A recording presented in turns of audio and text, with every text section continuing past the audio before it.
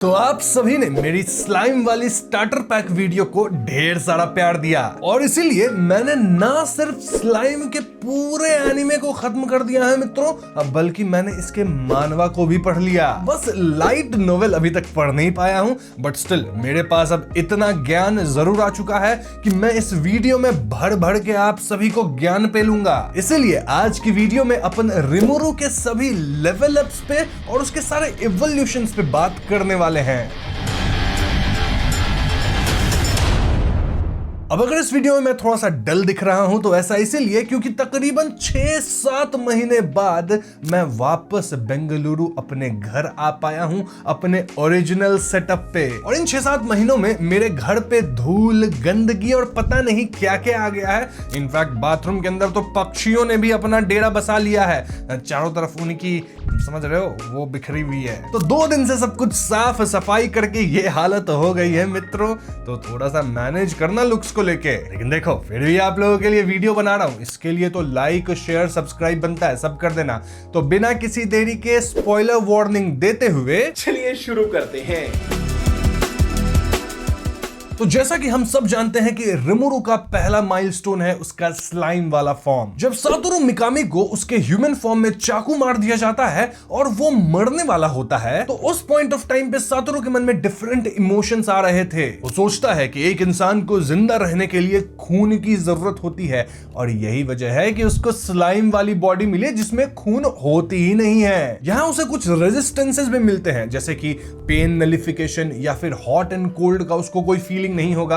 हाँ, ये सब ऐसे ही कुछ कुछ और मिले थे। लेकिन रिमुरु के जो 2 मेन स्किल हैं अप टिल दिस पॉइंट, वो है ग्रेट सेज एंड प्रेडेटर। अब स्लाइम यानी अपने रिमुरु के पास और भी कई डिफरेंट स्किल्स हैं, लेकिन इस वीडियो में अपन सिर्फ इवोल्यूशंस पे बात कर रहे हैं। इस स्किल्स के लिए एक डेडिकेटेड वीडियो लगेगी जो कि इससे भी लंबी होगी। Coming back to the topic, great sage Siri, Alexa, Gemini, Google AI, जो आप बोलना चाहो उसकी तरह ही कुछ है। बस डिफरेंस ये है कि ये सारे एआई जो हमारी दुनिया में है, इनसे आधे सवाल तो समझ नहीं आते, ना उनका वो जवाब दे पाते हैं, लेकिन ये ग्रेट सेज सारे आंसर्स देती है। वहीं अगर प्रेडेटर स्किल की बात की जाए तो ये एक ऐसी स्किल है जिसका इस्तेमाल करके स्लाइम अपने शिकार को कंज्यूम करता है एंड देन अपने शिकार को एनालाइज करके उसके स्किल को भी हासिल कर लेता है। तो स्लाइम कुछ टाइम तक अपने स्लाइम वाले फॉर्म में इधर उधर घूमता है, देन दुनिया को एक्सप्लोर करता है, कुछ स्किल्स को पाता है, उनका इस्तेमाल करता है। अब बेसिकली देख रहा था कि भैया मैं क्या सब कर सकता हूं। लिटरली बंदा मैजिक ओर्स और जो मिल रहा था उसे ही कंज्यूम किए जा रहा था। लेकिन फिर स्लाइम की मुलाकात स्टॉर्म ड्रैगन वेल्डोरा से होती है, जो कि स्लाइम को रिमुरु नाम देता है। एंड देन ये दोनों एक कॉमन सरनेम भी शेयर कर लेते हैं खुद से अपने आप को देके, which was Tempest. By the way ये सरनेम टेम्पेस्ट वेल्डोरा ही चुना था। तो ये तो थी फर्स्ट माइलस्टोन, लेकिन अब आता है सेकंड माइलस्टोन स्लाइम के वर्ल्ड में, जो कि है उसका शीजू फॉर्म। तो आगे चलकर रिमुरु गॉब्लिन्स का मास्टर बन जाता है। इनफैक्ट उसके अंदर वुल्फ ट्राइब भी आ जाती है। लिटरली रंगा उसका लॉयल वुल्फ सपोर्टर बन गया है मित्रों। लेकिन ट्रूली रिमुरु का अगला माइलस्टोन तब आता है जब उसकी मुलाकात सीजू से होती है। अब शीजू भी उसकी तरह ही एक अदर वर्ल्ड वाली लड़की थी और वो भी जापान से ही थी। बस फर्क इतना था कि शीजू को सेकेंड वर्ल्ड वॉर के दौरान यहाँ समन किया गया था। वहीं अगर हम रिमुरु की बात करें तो वो तो रिसेंटली स्लाइम बन के इस वर्ल्ड में आया है। अब सीजू को एक्चुअली में एक डीमन लॉर्ड समन किया था और वो सीजू के अंदर एक फायर स्पिरिट इफरित को भी डाल दिया था। बेसिकली हम कह सकते हैं कि सीजू को फायर स्पिरिट इफरित द्वारा पजेस होने दिया गया था। अब इस स्पिरिट के कारण ही सीजू इतने दिनों तक यानी इतने सालों तक जिंदा रही है। लेकिन कभी कभी ये स्पिरिट जो है ना सीजू के शरीर पे कब्जा कर लेता है और चारों तरफ केओस क्रिएट करता है। ऐसे ही एक इंसिडेंट के दौरान इफरित ने सीजू को कंट्रोल कर लिया था और रिमुरु को उससे लड़ना पड़ा। अब रिमुरु यहां सिर्फ इफरित से लड़ा नहीं, बल्कि इस सब को बचाने के लिए उसने इफरित को कंज्यूम तक कर लिया। लेकिन इससे एक प्रॉब्लम हो गई मित्रों। प्रॉब्लम ये कि सीजू के पास अब कोई स्पिरिट नहीं बची थी। इस इंसिडेंट के बाद सीजू कमजोर हो जाती है और मरने वाली होती है, लेकिन वो अपने देश के यादों में मरना चाहती है और वो रिमुरु से रिक्वेस्ट करती है कि वो उसे कंज्यूम कर ले ताकि वो शांति से रेस्ट कर सके। And this was the time जब हमारे रिमुरु का सेकंड इवोल्यूशन होता है। तो सीजू को कंज्यूम करने के बाद रिमरू एक छोटा सा ह्यूमन बॉडी पाता है, जो कि दिखती तो सीजू जैसी ही है, लेकिन यहाँ बाल का कलर अलग है, ब्लू कलर है बालों का। वैसे ध्यान रहे मित्रों कि इस फॉर्म में भी अपना रिमरू जेंडरलेस है, जिस तरह से वो स्लाइम फॉर्म के अंदर जेंडरलेस था। वैसे बॉडी सीजू वाली हुई तो बॉडी को फीमेल कह सकते हैं, लेकिन सोल मेल वाली है तो जेंडरलेस ही है। तो क्या बोले इसको, ही बोले शी बोले, पता नहीं, जेंडरलेस है बस। अब जबकि अपना स्लाइम इफ्रित और सीजू को कंज्यूम कर चुका है तो ऑफ कोर्स उसे कुछ नए स्किल्स मिले होंगे ना। तो हाँ, इफ्रित से उसको डॉपलगैंगर मिलता है, जिससे वो अपना फॉर्म मिमिक कर सकता है और अपना डुप्लीकेट क्रिएट कर सकता है। इसके अलावा उसको कुछ फायर मैनिपुलेशन स्किल्स भी मिलती हैं। अब जब स्लाइम अपने ह्यूमन फॉर्म में आ गया है तो भैया वो फूड को टेस्ट भी कर सकता है, जो कि वो पहले नहीं कर सकता था। देन सीजू से उसको यूनिक स्किल डीजेनरेट मिलती है, जो यूनिफिकेशन और सेपरेशन का यूज करके एग्जिस्टिंग स्किल्स को कंबाइन करके नई एबिलिटीज बना सकता है। इसका यूज करके ब्लैक फ्लेम फॉर्म होता है। अब स्लाइम को यहाँ सीजू का वो मास्क भी मिल गया था, जिसकी मदद से वो अपने ऑरा को काइंड ऑफ मास्क या फिर हाइड कर पाता है। अब रिमरू का अगला माइलस्टोन ऑर्क वॉर के दौरान आता है।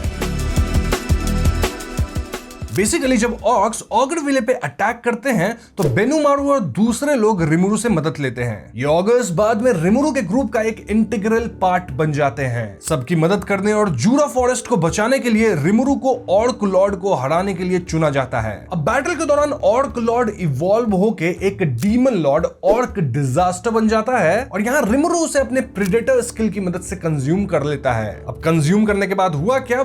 इसके एक्सप्लिसिट इफेक्ट्स हमें इनिशियली तो नहीं दिखाए गए, लेकिन आगे चल के कई बातें मेंशन की गई है जो कि मैं आपको बताऊंगा। बेसिकली रिमुरु ऑर्क डिजास्टर को इंजेस्ट करके डीमन लॉर्ड सीड हासिल करता है। साथ ही उसे ऑर्क डिजास्टर की यूनिक स्किल स्टार्व्ड भी मिलती है, जो बाद में प्रेडेटर के साथ कंबाइन होकर ग्लटनी बन जाती है। तो वी कैन से कि ये काइंड ऑफ प्रेडेटर स्किल की इवोल्यूशन है। सिर्फ इतना ही नहीं, इस इंसिडेंट के बाद पूरी ऑर्क ट्राइब जो कि गिल्ड के लीडरशिप के अंदर थी, वो अब रिमुरु के अंदर आ जाती है और उसे कंस्ट्रक्शन में हेल्प करती है। इस इंसिडेंट के बाद ही रिमुरु जो अपना एक देश बनाया है उसको काइंड ऑफ ऑफिशियली रिकॉग्नाइज किया जाता है नेबरिंग कंट्रीज के द्वारा, और वो इस देश का नाम क्या रखता है? Jura Tempest foundation. And of course Rimuru इस देश का किंग भी बन गया है। नाउ रिमुरु की अगली इवोल्यूशन जिसे हम कंसिडर कर सकते हैं वो चाबडीज के अवेकनिंग के दौरान होती है। चाबडीज एक ड्रैगन था जो कि सील्ड था और उसकी सील कमजोर होने लग गई थी, लेकिन उसे पूरी तरह से जिंदा होने के लिए एक होस्ट की जरूरत थी। मॉडरेट हार्लेक्विन अलायंस के मेंबर्स के कुछ मास्टर प्लान्स के कारण चाबडीज रिवाइव हो जाता है और रिमुरु उससे लड़ता है। इस फाइट में वो ग्लूटनी स्किल का इस्तेमाल करके चाबडीज के अटैक्स को कंज्यूम कर लेता है। नाउ जब चाबडीज को रिमुरु और मिलिम के कंबाइंड फोर्सेस से हराया जाता है तो उसके बाद रिमुरु चाबडीज के कोर को कंज्यूम कर लिया था। इससे रिमुरु को कुछ एडिशनल स्किल्स भी मिलती हैं, लेकिन जो स्किल याद रखने वाली है वो मैं अब आपको बताऊंगा। That skill is gravity manipulation. जी हाँ मित्रों, ये गजब की स्किल है जो कि बाद में कंबाइन होकर एक यूनिक स्किल बन जाती है। ग्रेविटी फ्लाइट फीचर से रिमुरु बिना मैजिक क्विल्स और विंग्स के सिर्फ ग्रेविटी वेव्स का यूज करके उड़ सकता है। वैसे इसके बाद विंग्स भी काफी बड़े लगने लगे। अब यहाँ जो लोग मिलिम का नाम सुन के थोड़ा सा कंफ्यूज हुए होंगे कि भैया मिलिम कौन है, तो वो भी एक डीमन लॉर्ड है जो कि रिमुरु की दोस्त है। अब आगे हम रिमुरु का नया माइलस्टोन तब देखते हैं जब रिमुरु सीजू के स्टूडेंट्स का काइंड ऑफ मेंटर बन जाता है।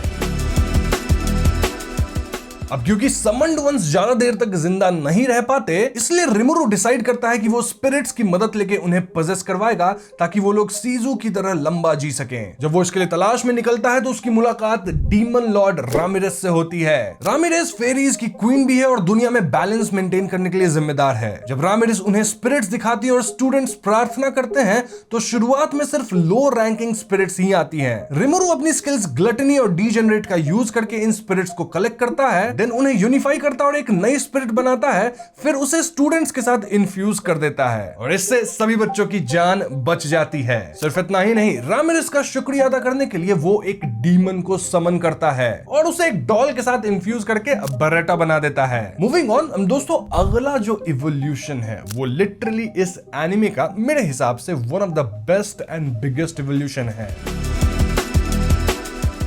बेसिकली जब डीमन लॉर्ड क्लेमैन के अल्टीमेट प्लान के तहत रिमुरु के देश को बर्बाद करने की कोशिश की जाती है, तो उस पॉइंट पे रिमुरु काइंड ऑफ कॉर्नर हो गया था एंड देखा जाए तो उसे अपने देश में नहीं जाने दिया जाता। जबकि इन द मीन टाइम रिमुरु की जो कंट्री थी वो पड़ोसी देश के अटैक से तबाह हो रही थी। बट स्टिल रिमुरु किसी तरह अपने देश लौटने में कामयाब होता है, लेकिन जब वो आता है तो वो अपने पूरे कंट्री को बहुत ही बुरे हालत में पाता है। रिमुरु के दोस्त और नागरिक जो लोग भी थे वो सभी चोटिल हालत में थे, लेकिन जो चीज उसे सच में बदल देती है और वी कैन से कि उसे सबसे ज्यादा हर्ट करती है वो है उसकी प्यारी सेक्रेटरी शियोन की मौत। साथ ही काफी गॉब्लिन्स और दोस्तों की भी मौत हो गई थी। यहाँ पे सारी उम्मीदें खत्म दिख रही थी, सब कुछ धुंधला दिख रहा था। बट देन रिमुरु को पता चलता है कि वो इन सब को रिसरेक्ट कर सकता है, लेकिन उसके लिए रिमुरु को खुद डीमन लॉर्ड बनना पड़ेगा। ग्रेट सेज उसे याद दिलाती है कि उसके पास ऑलरेडी एक डीमन लॉर्ड सीड है और डीमन लॉर्ड बनने के लिए उसे 10,000 ह्यूमन सोल्स कंज्यूम करनी होंगी। This is one of those point जहां पे स्लाइम की कहानी काफी डार्क हो जाती है। तो अपने दोस्तों का बदला लेने और उन्हें रिजरेक्ट करने के लिए रिमुरु फिजिकल मैजिक मेगिडो का यूज करके फार्मस किंगडम के ह्यूमन सोल्स पे अटैक करके उन्हें कंज्यूम करता है। बेसिकली वही लोग जो कि रिमुरु के देश पे हमला किए थे। इनफैक्ट जब कुछ लोग रिमुरु से दया की भीख मांगते हैं, स्टिल रिमुरु उनकी एक नहीं सुनता और उन सबको मौत के घाट उतार देता है। वैसे इस हरकत के कारण रिमुरु को मर्सिलेस नामक एक यूनिक स्किल प्राप्त होती है। इस स्किल की मदद से रिमुरु उन लोगों की सोल डायरेक्टली खींच सकता था जो कि अब लड़ना नहीं चाहते थे, लड़ के थक चुके थे और काइंड ऑफ गिव अप कर दिए थे। तो हाँ, इस ब्रूटल तरीके से लोगों को मार के और मर्सिलेस स्किल का इस्तेमाल करके रिमुरु अपनी रिक्वायरमेंट्स को पूरा किया। इसके बाद वो एक डीमन को समन करता है जो उसकी सेवा करे एंड देन कॉर्प्सेस ऑफर करता है। इस पॉइंट पे डायब्लो और we can say primordial demon black उसके सामने आता है। तो इसी पॉइंट पे रिमुरु डीमन लॉर्ड में इवॉल्व होता है और जैसे ही वो इवॉल्व हुआ उसे कई पावर अप्स मिलते हैं, लेकिन इन पे हम किसी और सेपरेट वीडियो में बात करेंगे। Like I said, skill and power ups, इन सारी चीजों पे अलग एक वीडियो बनेगी, इससे भी लंबी। खैर, द पॉइंट हियर इज कि रिमुरु बन गया है अब एक डीमन स्लाइम और उसे हासिल हुए हैं कई डिफरेंट स्किल्स। यहाँ पे 2 मेजर स्किल ट्रांसफॉर्मेशन भी होती है जो कि मैं आपको यहाँ बता दूंगा। पहली ट्रांसफॉर्मेशन जहां यूनिक स्किल ग्रेट सेज और यूनिक स्किल डीजेनरेट कंबाइन होकर इवॉल्व होते हैं ultimate skill Raphael lord of wisdom में। देन दूसरा यूनिक स्किल ग्लटनी और यूनिक स्किल मर्सिलेस कंबाइन होकर इवॉल्व होते हैं ultimate skill Beelzebuth lord of gluttony में। इसके अलावा रिमुरु को अल्टीमेट स्किल्स भी मिलते हैं जैसे Uriel lord of vows and ultimate skill Veldora lord of storms, जब वो स्टॉर्म ड्रैगन वेल्डोरा को अपने बॉडी में रिवाइव करता है। तो इतना सब कुछ होने के बाद फाइनली रिमुरु अपने गिरे हुए साथियों को जिंदा करता है। सिर्फ इतना ही नहीं, जल्द ही वो वेल्डोरा को भी रिवाइव करता है और उसे अपनी एक बॉडी भी देता है। आखिर में वो ऑक्टाग्राम का हिस्सा बन जाता है जिसमें सारे ट्रू डीमन लॉर्ड शामिल हैं। तो देख रहे हो मित्रों, ये वाली इवोल्यूशन कितनी भारी थी, इतनी भारी कि बोलते बोलते मेरी सांस फूल गई। कुछ ज्यादा नहीं हो गया? मूविंग ऑन, एनिमे के अंदर अब बहुत सारी चीजें होती है, सब पे अपन बात नहीं करेंगे, लेकिन हम हिनाता और रिमुरु की दूसरी फाइट भी देख पाते हैं। इस फाइट में रिमुरु अपनी यूनिक स्किल बील्ज़ेबथ को लगभग सैक्रिफाइस कर दिया था हिनाटा के मेल्ट स्लैश से बचने के लिए, लेकिन उसकी एआई असिस्टेंट रफेल पहले ही उस स्किल को बैकअप कर ली थी काइंड ऑफ। तो भैया बच गई ये स्किल, वरना जाती सैक्रिफाइस होती। इस फाइट के दौरान रिमुरु फ्यूचर अटैक प्रेडिक्शन भी सीख जाता है, जिससे वो अपने दुश्मनों के अटैक को पहले ही प्रिडिक्ट कर लेता है और बाद में 7 क्लर्जीमैन के साथ फाइट के दौरान वो एब्सोल्यूट डिफेंस का यूज करता है ताकि कोई भी होली मैजिक उस पर असर न करे। खैर, असली इवोल्यूशन तब होगी जब रिमुरु होली मैजिक का इस्तेमाल करना शुरू करेगा, ठीक वैसे जैसे डीमन लॉर्ड ल्यूमिनस वैलेंटाइन करता है। ये पार्ट अब तक तो एनिमे के अंदर नहीं आया है, लेकिन मांगा में कवर हो रहा है। मांगा और मानवा जो भी है उसमें हो रहा है cover. And this is the point जहां हम रिमुरु के इवोल्यूशंस का दी एंड करेंगे। क्यों? क्योंकि इसके बाद वाले इवोल्यूशंस को एक्सप्लेन करने के लिए मुझे लाइट नोवेल को भी पढ़ना पड़ेगा। एंड फ्रैंकली स्पीकिंग, मैंने थोड़ा सा ही पढ़ना शुरू किया है, ज्यादा नहीं पढ़ा है। लेकिन अगर आपका ये वीडियो पसंद आती है, यानी कि 20 के लाइक्स और 2 के कमेंट्स इस वीडियो पे पूरे हो जाते हैं, तो भैया मैं लाइट नोवेल को भी पूरा पढ़ूंगा और उसका ज्ञान भी पेलूंगा। इतना ही नहीं, मैं स्लाइम पे कई और वीडियोस भी बनाऊंगा, जैसे कि arc explanations, different demon lords, slime की सारी एबिलिटीज वगैरह वगैरह। तो इसीलिए इस वीडियो को लाइक कर दो, दोस्तों के साथ शेयर करो, उनसे भी लाइक करवाओ, एक पिरामिड स्कीम बनाओ, समझ रहे हो? तभी लेवल निकलेंगे मेरे भी, और जब मेरे लेवल निकल जाएंगे तब मैं लाऊंगा नई वीडियो स्लाइम पे, जो कि आपको चाहिए, मुझे पता है। और जब ये सब कांड कर ही रहे हो तो चैनल को सब्सक्राइब भी भी कर देना और कमेंट में बताना अगर मैंने कुछ गलत आपको बताया, कुछ गलत प्रोनाउंसिएशन किया है तो वो सब कमेंट्स में लिख देना। I will see you guys in the next one. Peace out.